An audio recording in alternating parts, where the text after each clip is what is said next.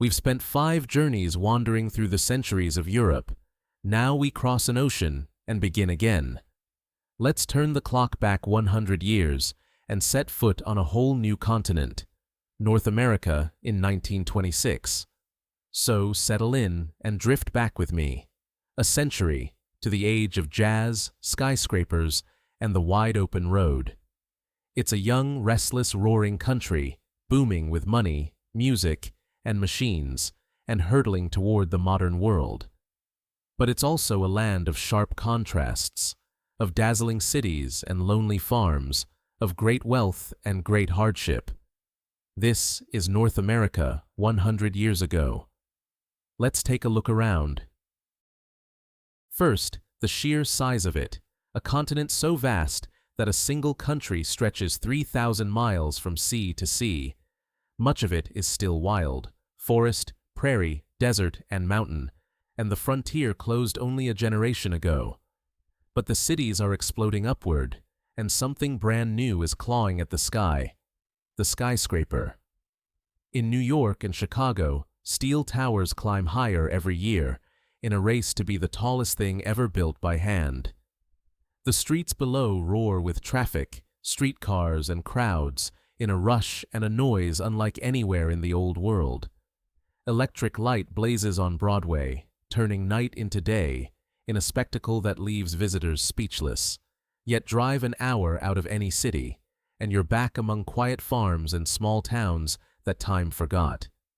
It is 2 worlds at once, the modern city and the endless countryside, stitched together by road and rail. In a city home, life already looks a little familiar. Electric lights, a telephone, and a wooden icebox in the kitchen. The iceman still delivers great blocks of ice by horse and wagon, hauling them upstairs with iron tongs. But out on the farm, there's often no electricity at all, just oil lamps, a wood stove, and a hand pump for water. The telephone, where it exists, is shared, a party line, where the whole neighborhood can listen in on your call. Wash day is still a full day of labor, with a tub, a washboard, and a wringer, though the lucky few now own a machine. And in the corner of the parlor sits the magical new box of the age, the radio. Families gather around it each night to hear music, news, and voices carried invisibly across the whole country. But if one thing defines this country, it is the automobile. And here, everyone seems to have one. While Europe still watches cars go by, America is already a nation on wheels, built by the moving assembly line. The Model T, plain and cheap and black, has put a car within reach of the ordinary working family. You can buy one for the price of a few months' wages, and millions upon millions of them fill the roads. This very year, a great highway is christened Route 66, running west from Chicago toward California. The open road becomes a promise. Pack up the car, and you can drive clear across a continent. Gas stations, motor lodges, and roadside diners spring up to feed the endless stream of travelers. The car doesn't just move people. It remakes the whole country around itself, and it never looks back. And now for the strangest fact of all about America in 1926, alcohol is against the law.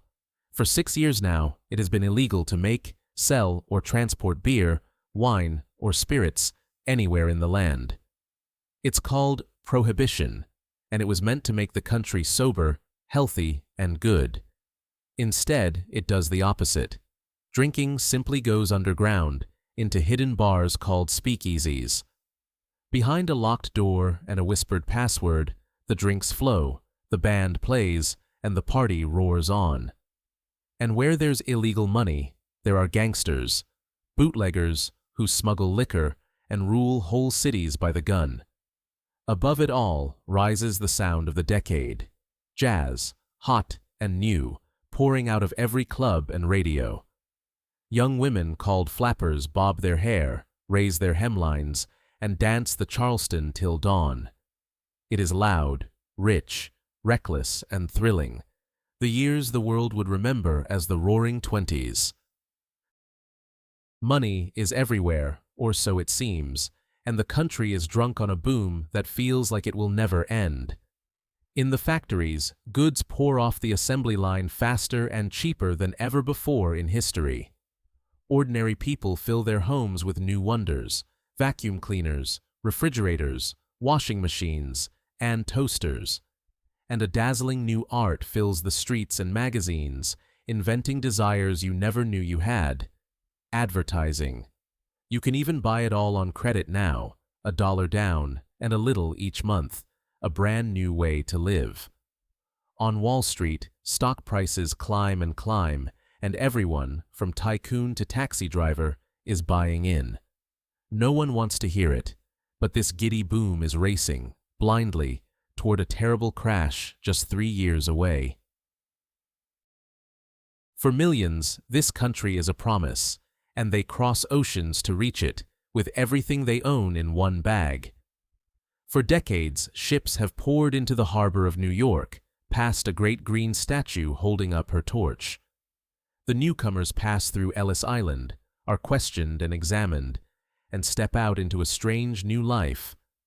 They come from Italy, Ireland, Poland, China, and 100 other places, chasing work and a fresh start. The cities fill with their languages, their foods, their music, and their faith, block by crowded block. It is called a melting pot, a whole world of peoples, crowded together, slowly becoming something new. Though the welcome is far from equal, and in these very years, the doors are being pulled sharply shut. For a night out, the whole country goes to the movies, and the movies are silent, black and white, and magical. Out in California, a sleepy district called Hollywood has become the dream factory of the entire world. On screen, actors mime their tales while an organ or a piano plays, and title cards flash up their words. Radio, meanwhile, is knitting the country together, as the first great networks broadcast from coast to coast. For the first time, a family in a tiny town can hear the same song, the same game, the same voice as a city millions away. Baseball is the national passion, and its heroes are the most famous men in America. It is the dawn of a shared popular culture, of stars, songs, and stories that everybody, everywhere, knows at once. And all of this is astonishingly new, for the Wild West is not history yet. It is living memory. There are men and women still alive who crossed the plains in covered wagons and who remember the last of the frontier. Out west, real cowboys still ride the range, driving cattle across ranches bigger than some European countries. The great railroads that stitch the continent together are barely 2 generations old, and still its mighty arteries. Small towns cluster around the railway depot, the grain elevator, and the main street, far from any city. Life out here runs on hard work, faith, neighbors, and the weather, much as it did for the pioneers before. The old frontier is fading fast, but in 1926, you can still reach out and almost touch it. But the shine of the Roaring Twenties hides deep shadows, and not everyone shares in the promise. For the indigenous peoples of this land, the century past has been one of terrible loss and of broken promises. Only 2 years ago, in 1924, were Native Americans finally granted citizenship in a country built upon their homelands. And across the South, Black Americans live under harsh laws of segregation, denied the equality they were promised. Many are leaving, in a great migration to the cities of the North, in search of work and a freer life. It is a nation of soaring hopes and painful injustice, both at once, and the two will not stay quiet together for long. The story of these years is one of dazzling light, and of long shadows the country has yet to face. At the table, new conveniences are everywhere: canned foods, packaged bread, and cold drinks from the corner drugstore. A fizzy tonic once sold as medicine has become the nation's favorite refreshment, sipped ice cold at the soda fountain. The diner is born, chrome, coffee, and a hot plate of food, served fast, day or night, along every roadside. But medicine still has hard limits. There are no antibiotics, and a simple infection can still turn deadly. The doctor may still visit your home, black bag in hand, and much of healing rests on rest, herbs, and luck. Life is getting longer and safer than ever before, yet it remains fragile in ways we can scarcely imagine now. It is a country reaching eagerly for the future, while the old dangers still linger close behind.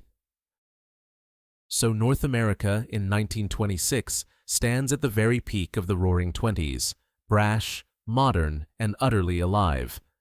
The cars are multiplying, the towers are rising, the jazz is playing, and the whole continent feels young. Few can see the crash that is coming, or the hard years that will follow. For now, the party roars on. As night falls on the city, 1,000,000 electric lights blaze, and the music drifts up from the streets below. Out on the farm, the same night is silent and dark, lit only by the stars and a single oil lamp in the window. And under both skies, people laugh and dream and worry and hope, exactly as we do. The very same hearts as ours, beating 100 years ago on the far side of the world. That was North America, a century back, the start of a whole new journey.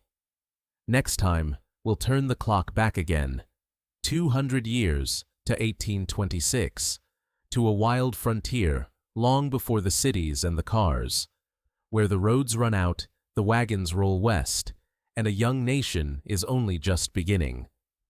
But that's a journey for another time.